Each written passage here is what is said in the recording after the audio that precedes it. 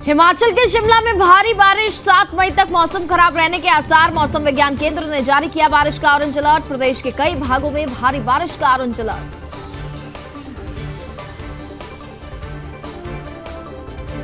मुजफ्फरनगर में जंगलों में हथियार बनाने की फैक्ट्री का भंडाफोड़। पुलिस की संयुक्त ऑपरेशन में की गई कार्रवाई। बड़ी मात्रा में अवैध हथियार सहित 6 लोगों को गिरफ्तार।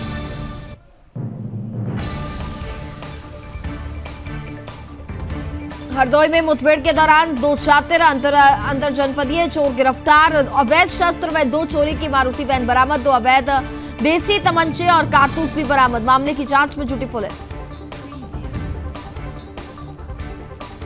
फिरोजाबाद में भारी संख्या में पुलिस बल तैनात। निर्भीक होकर नगर निकाय चुनाव में मतदान करने की अपील। 187 बूथों पर होगा मतदान। भारी संख्या में पुलिस बल तैनात। मध्य प्रदेश चिकित्सा अधिकारी संघ के बैनर तले हड़ताल शुरू। सभी डॉक्टर्स ने मांगों को लेकर की हड़ताल। अनिश्चितकालीन होगी हड़ताल। डीसीपी ओपीएस स्कीम को लागू करने की मांग।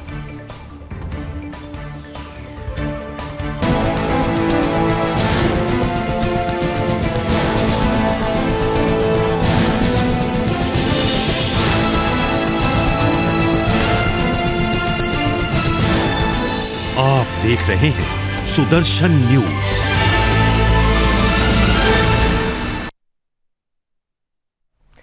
नमस्कार, मैं हूं आपके साथ कनिका अरोड़ा और आप देख रहे हैं सुदर्शन न्यूज। बुलेटिन की शुरुआत करेंगे इस वक्त की बड़ी खबरों के साथ। हिमाचल प्रदेश की राजधानी शिमला में भारी बारिश देखने को मिल रही है, जहां बारिश को लेकर मौसम विभाग ने ऑरेंज अलर्ट जारी किया है और साथ ही 7 मई तक मौसम खराब रहने का अनुमान भी लगाया जा रहा है। आपको बता दें कि हिमाचल प्रदेश में मई के महीने में ठंड बढ़ती जा रही है और पूरे देश में जहां गर्मी पड़ रही है, जिसके चलते लोग हिमाचल में जैकेट पहनने को मजबूर हो रहे हैं। आज भी पूरे प्रदेश में भारी बारिश हो रही है। शिमला में सुबह से ही लगातार भारी बारिश देखी जा रही है, जिसके कारण जनजीवन अस्त व्यस्त हो गया है। तो वहीं ऊंची चोटियों पर रुक रुक करके भारी बर्फबारी भी हो रही है और मौसम के बदले मिजाज से तापमान में भी गिरावट दर्ज की गई है। वहीं लद्दाख की जांस्कर घाटी को जोड़ने वाला दारचा शिंकुला जांस्कर मार्ग ताजा बर्फबारी से बंद हो गया है, जहां रुक रुक कर हो रही बर्फबारी से कुल्लू और लाहौल की ऊंची चोटियां सफेद हो गई हैं। तो वहीं निचले इलाकों में बारिश का दौर जारी है। इससे आम लोगों के साथ पर्यटकों व बागवानों को भी परेशानियों का सामना करना पड़ रहा है। तापमान गिरने से मई में भी सर्दियों के मौसम का एहसास हो रहा है।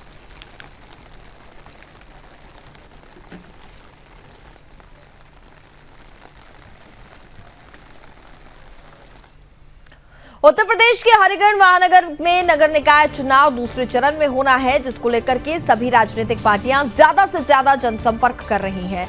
तो वहीं भारतीय जनता पार्टी ने भी चुनाव प्रचार के लिए शंखनाद कर दिया है, जिसमें बीजेपी प्रत्याशी प्रशांत सिंघल को भारी जन समर्थन मिल रहा है, जिसके चलते लगातार समाज के सभी वर्गों के साथ मिलकर चुनाव प्रचार किया जा रहा है। आपको बता दें कि इस दौरान सुदर्शन न्यूज की टीम ने भी जनसंपर्क के दौरान प्रशांत सिंघल से बात भी की है और उन्होंने कहा है कि सबको साथ लेकर के आगे चलेंगे और जीत हासिल करेंगे। सुनिए उन्होंने क्या कुछ कहा।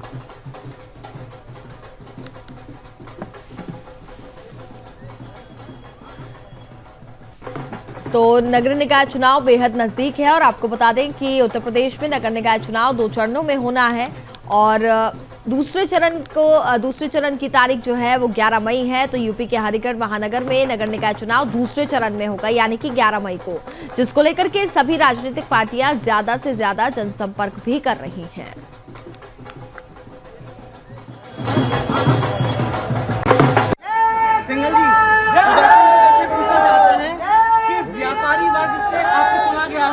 आप बताइए कि आखिर लोगों को फायदा कैसे होगा? सुनो पूरी प्लानिंग के संग वो काम शुरू हो गए। जी सुनो, अब तक के लिए हमारी बहुत बड़ी मजबूरी रही कि हमारी सरकार जी इधर मुड़वाना, इधर मुड़वाओ, राइट भैया, राइट। आप देख ही रहे हो पूरे शहर में आनी चाहिए। इधर सुनो, अरे भैया इधर लो ना, इतना विशाल जनसमुदाय के साथ है, लोग विरोध कर रहे हैं, उन्हें क्या कहना चाहेंगे? हम सब एक छत के नीचे काम करते हैं, सब एक ही वो है राष्ट्रवाद के संग वाजपेयी समाज के लिए क्या कहेंगे? जो आप भाजपा जिंदाबाद, जिंदाबाद जिंदाबाद, भाजपा जिंदाबाद, जिंदाबाद जिंदाबाद। बहुत पुरानी बात है। तो आपको बता दें कि ये थे हमारे साथ भारतीय जनता पार्टी के प्रत्याशी प्रशांत सिंघल जी। इनका साफ तौर से कहना है कि हम सब मिलकर कार्य करेंगे और हमारे साथ सभी जितने भी दल हैं, ये जितने भी इनके भाषण समाज हो या कोई भी, सब इनके साथ हैं और आगे आने वाले समय में इनके साथ रहेंगे और भारतीय जनता पार्टी एक विशाल बहुमत के साथ जीतेगी। वीडियो जर्नलिस्ट विजय कुमार कौशिक के साथ दिवाकर दीक्षित, सुदर्शन न्यूज, हरिगढ़। खबरों में आगे बढ़ेंगे। जनपद मुजफ्फरनगर पुलिस को बड़ी सफलता हाथ लगी है, जहां बड़ी मात्रा में अवैध हथियारों का जखीरा बरामद किया गया है, जहां पुलिस ने कार्रवाई करते हुए इरफान सहित 6 लोगों को गिरफ्तार किया है। दरअसल पूरा मामला जनपद मुजफ्फरनगर के चरथावल थाना क्षेत्र का बताया जा रहा है, जहां मुखबिर की सूचना पर चरथावल थाना पुलिस व एसओजी की टीम के द्वारा संयुक्त ऑपरेशन में अवैध हथियार बनाने की फैक्ट्री का भंडाफोड़ किया गया, जिसमें सैकड़ों की संख्या में अदबने तमंचे और साथ ही अन्य हथियार सहित कई हथियार बनाने के उपकरण भी बरामद किए गए। साथ ही दर्जनों तैयार अवैध हथियार भी बरामद किए गए हैं, जिन्हें आसपास के जनपदों में बेचने की तैयारी थी। आपको बता दें कि चरथावल थाना क्षेत्र के अंतर्गत खुसरोपुर गांव के जंगलों में हथियार बनाने की फैक्ट्री चलाई जा रही थी, जिसकी सूचनाएं लगातार मिल रही थी। लेकिन मुखबिर की सूचना पर एसओजी व चरथावल थाना पुलिस के संयुक्त ऑपरेशन में ये कार्रवाई की गई है।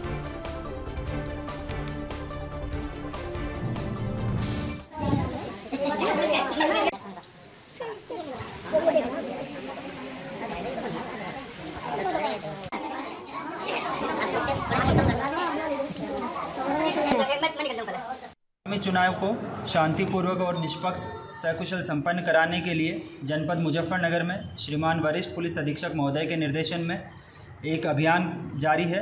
इस अभियान के दौरान आज एसओजी टीम और थाना चरथावल की टीम को सफलता प्राप्त हुई है। थाना चरथावल और एसओजी की टीम को सूचना प्राप्त हुई थी कि चरथावल थाना क्षेत्र के खुसरोपुर रोड पर एक तमंचा बनाने की फैक्ट्री जारी है और वहां से जो है वो तमंचा बनाकर जनपद मुजफ्फरनगर और आसपास के जनपदों में सप्लाई की जा रही है। इसी सूचना पर पुलिस ने दबिश देते हुए 6 अभियुक्तों को गिरफ्तार किया है। अगली खबर उत्तर प्रदेश के हरदोई से है, जहां आपको बता दें कि हरदोई की कोतवाली शहर पुलिस ने सथई बेहटा के पास मुठभेड़ के दौरान 2 शातिर अंतरजनपदीय चोरों को गिरफ्तार कर उनके पास से अवैध शस्त्र और साथ ही 2 चोरी की कार भी बरामद की। आपको बता दें कि हरदोई में पिछले महीने में एक हॉस्पिटल के पास से मारुति वैन चोरी हो गई थी, जिसकी पुलिस तलाश कर रही थी।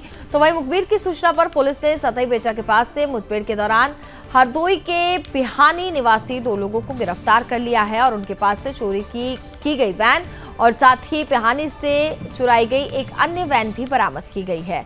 और इसके साथ ही गिरफ्तारी के दौरान दोनों अभियुक्तों के पास से 2 अवैध देसी तमंचे और कारतूस भी बरामद किए गए हैं।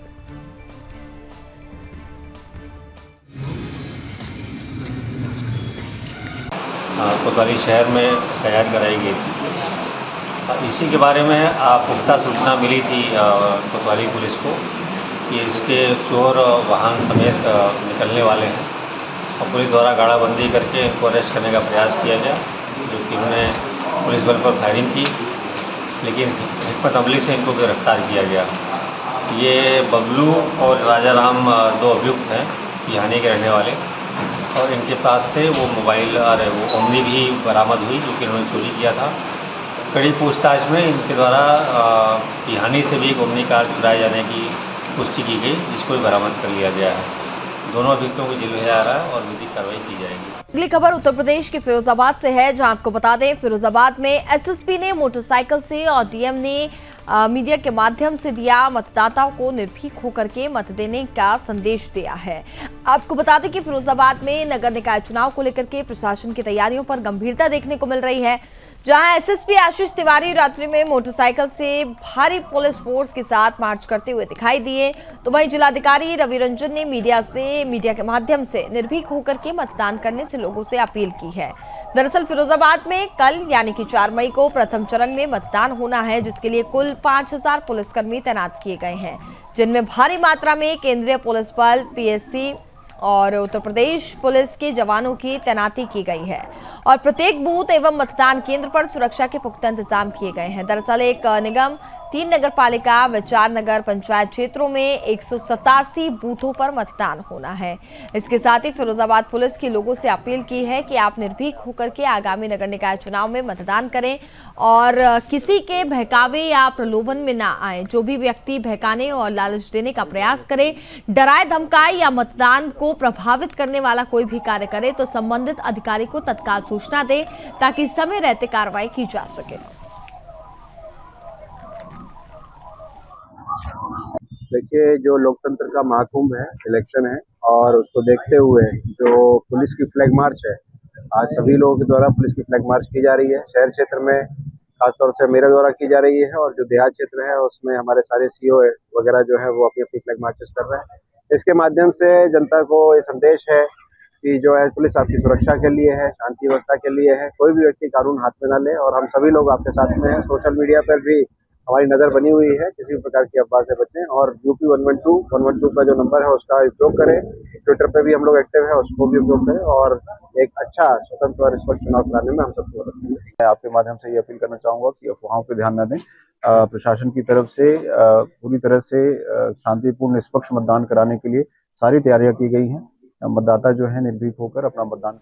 उत्तर प्रदेश के फरीदपुर थाना क्षेत्र में चुनाव प्रचार के दौरान नगर के मोहल्ला ऊंचा वार्ड नंबर 7 में सदस्य पद के लिए चुनाव लड़ रहे प्रत्याशी अपने समर्थकों के साथ समय लगभग 10:30 बजे चुनाव प्रचार कर रहे थे और इसी बीच इसी वार्ड से सभासद पद का चुनाव लड़ रहे अन्य प्रत्याशी अपने समर्थकों के साथ चुनाव प्रचार करते हुए पहुंच गए और वहीं दोनों प्रत्याशी आमने सामने आने पर समर्थकों ने दूसरे प्रत्याशी के समर्थकों पर लोहे की रॉड और साथ ही असलहों से फायरिंग शुरू कर दी, जिसमें 5 लोग गंभीर रूप से घायल हो गए। घटना की सूचना पर थाना पुलिस मौके पर पहुंची, जहां कोतवाली प्रभारी और सीओ पुलिस फोर्स के साथ घटनास्थल पर पहुंचे और घायलों को इलाज के लिए प्राथमिक स्वास्थ्य केंद्र भिजवाया। तो वहीं घटना की गंभीरता को देखते हुए मोहल्ले में पुलिस बल तैनात कर दिया गया और पुलिस मामले की जांच में जुटी है।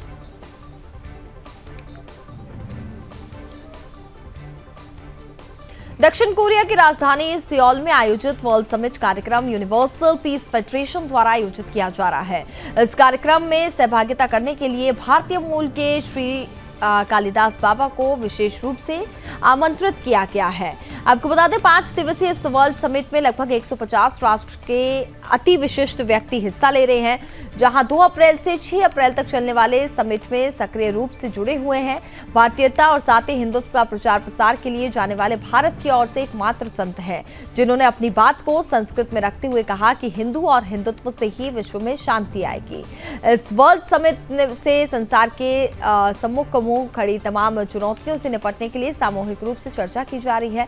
विश्व बंधुत्व और साथ ही पारंपरिक सहयोग की भावना को एक नए सिरे से समस्त संसार में प्रचारित करने वाले तमाम आयामों पर विचार विमर्श किया जा रहा है। इसी समिट के दौरान 5 मई को ग्लोबल सेंटर में एक विशेष कार्यक्रम किया जा रहा है, जो वैश्विक शांति के तमाम पहलुओं पर समर्पित होगा।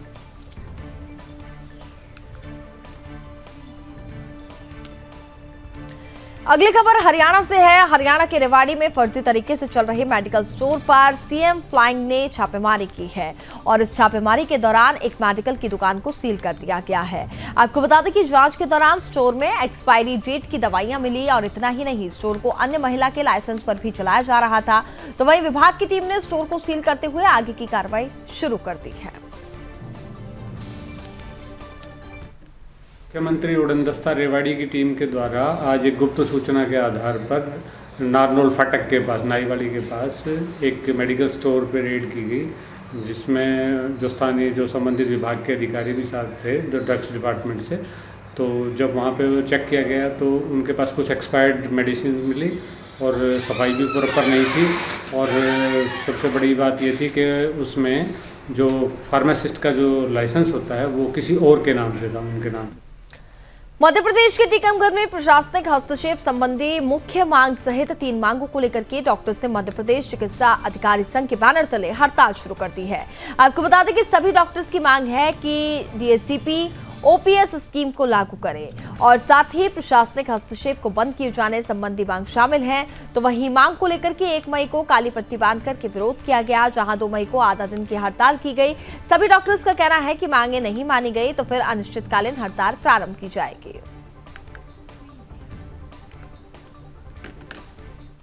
आज जिला अस्पताल टीकमगढ़ में मध्य प्रदेश चिकित्सक महासंघ के बैनर तले हड़ताल का आयोजन किया गया है।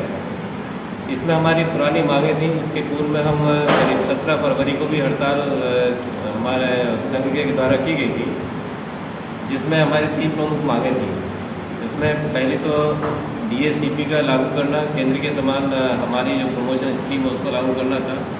दूसरा हमारा था पुरानी पेंशन बहाली का, और तीसरा उस समय सबसे महत्वपूर्ण मुद्दा था कि प्रशासनिक हस्तक्षेप चिकित्सीय कार्यों में और अस्पतालों में। अगली खबर मध्य प्रदेश से है। मध्य प्रदेश के इंदौर से चलकर टीकमगढ़ आई यात्री बस से सोने का भारी मात्रा में सामान वहां से बरामद किया गया। पुलिस ने आभूषण बरामद किए हैं। आपको बता दें कि सभी बरामद किए गए आभूषण की कीमत लाखों में बताई जा रही है। पुलिस अधीक्षक टीकमगढ़ रोहित काशवानी के निर्देशन में टीकमगढ़ जिले के सभी आपराधिक गतिविधियों को रोकने के लिए लगातार पुलिस अभियान चलाया जा रहा है। इसी कड़ी में मुखबिर से सूचना मिलने पर पुलिस ने कार्रवाई की है और इस सूचना पर थाना कोतवाली प्रभारी निरीक्षक मनीष कुमार के नेतृत्व में एक टीम का गठन भी किया गया है। फिलहाल पुलिस आगे की कार्रवाई में जुट गई है। हमें मुखबिरों से सूचना आई कि एक बस इंदौर से आ रही है और उसमें कुछ संदिग्ध पदार्थ है। इस पर थाना प्रभारी मनीष की टीम ने तत्काल एक्शन लिया और बस क्रमांक MP 36T4499 इस पर दबिश दी और इसके ड्राइवर और कंडक्टर से पूछताछ की। उनके पास में 5 पार्सल मिले और उनसे पार्सल के संबंध में पूछताछ की और इनको पुलिस अभिरक्षा में लेकर वीडियोग्राफी कर पार्सल खुलवाए गए। उन पार्सल में कुल 617 ग्राम सोने के जेवरात मिले, जिसकी कुल कीमत 27,99,000 है। इनको हमने जब्त किया है धारा 41/4/102 में, और इसके बाद इसके लिए हमने GST और इनकम टैक्स विभाग को लिखा है, जिनके द्वारा अग्रिम कार्रवाई की जाएगी। उत्तराखंड में 4 धाम यात्रा चल रही है। ऐसे में गंगोत्री धाम में बड़ी संख्या में पहुंच रहे देश विदेशों से श्रद्धालु एक दिन में 10,000 से अधिकांश लोग करते हैं। गंगोत्री धाम में स्नान। गंगा विचार मंच 5 मंदिर समिति के तीर्थ पुरोहितों ने देश विदेशों से आए श्रद्धालुओं से अपील की है, गंगा घाटों पर गंदगी ना फैलाएं। बता दें कि देश विदेश से आए हुए श्रद्धालुओं ने जो मां गंगा में वस्त्र, चुनरी, साड़ी, धोती का दान कर रहे हैं, जिसकी चलती जिला प्रशासन, गंगा विचार मंच और साथ ही 5 मंदिर समिति ने गंगा घाट पर सफाई अभियान चलाकर के तीर्थयात्रियों से सहयोग करने की अपील की है। गंगोत्री धाम में भटवाड़ी मजिस्ट्रेट सहित गंगा विचार मंच और साथ ही 5 मंदिर समिति ने सफाई अभियान चलाया है, जिसमें 4 बोरे कूड़ा करकट एकत्रित किए गए और जिला प्रशासन और गंगा विचार मंच ने सभी श्रद्धालुओं से सफाई के दौरान गंगा नदी में कपड़े, प्लास्टिक प्रभावित न करने की अपील की है।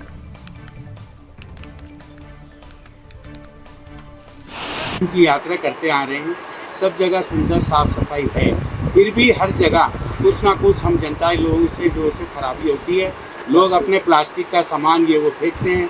हम चाहते हैं कि यहाँ का प्रशासन ऐसा कानून बनाए कि जो भी यात्री यहाँ दर्शन के लिए आए, पहले वो गंगा माता की कुछ सफाई करें, उसके बाद वो गंगा मैया में स्नान करके अपने आप को भी शुद्ध करें और गंगा माता को भी शुद्ध।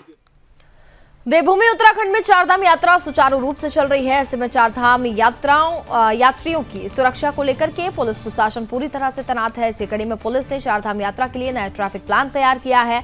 प्लान के अनुसार रात 8 बजे के बाद गंगोत्री और यमुनोत्री धाम से यात्रियों का किसी भी प्रकार का आवागमन नहीं होगा। वहीं रात 10 से सुबह 4 बजे तक यात्रा वाहनों के संचालन पर पूरी तरह से रोक रहेगी। पुलिस अधीक्षक ने बताया कि गंगोत्री और यमुनोत्री धाम की यात्रा के लिए नया ट्रैफिक प्लान तैयार किया गया है। प्लान के तहत गंगोत्री धाम के भटवाड़ी बैरियर से रात 8:30 बजे बाद वाहनों को आगे नहीं जाने दिया जाएगा। वहीं यमुनोत्री धाम के दोबाटा बड़कोट बैरियर से वाहनों को आगे जाने की अनुमति नहीं होगी। और इसके साथ ही गंगोत्री यात्रा रूट पर धराली में रात 10 बजे, झाला में 9:30 बजे, नगुन में 10 बजे से यात्रा वाहनों की आवाजाही प्रतिबंधित रहेगी।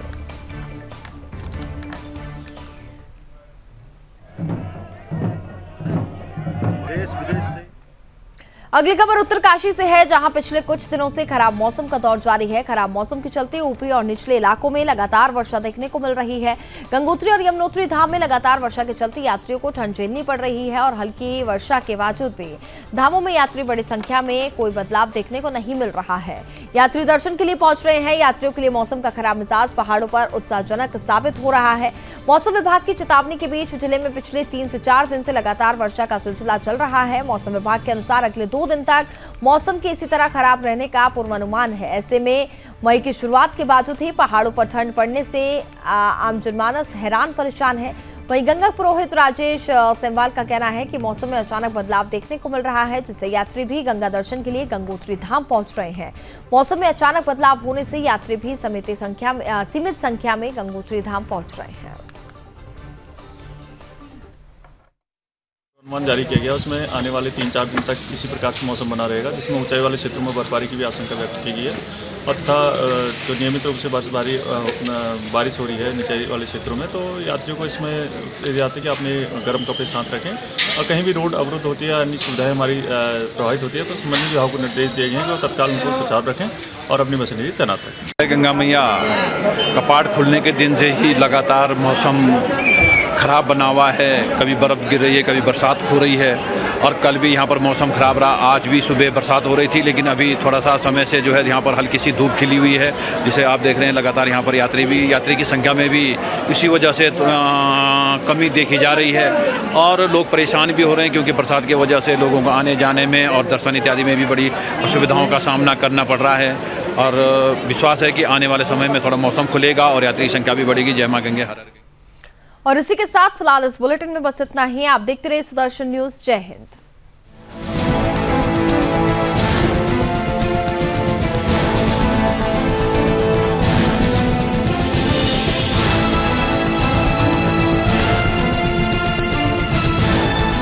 आप देख रहे हैं सुदर्शन न्यूज।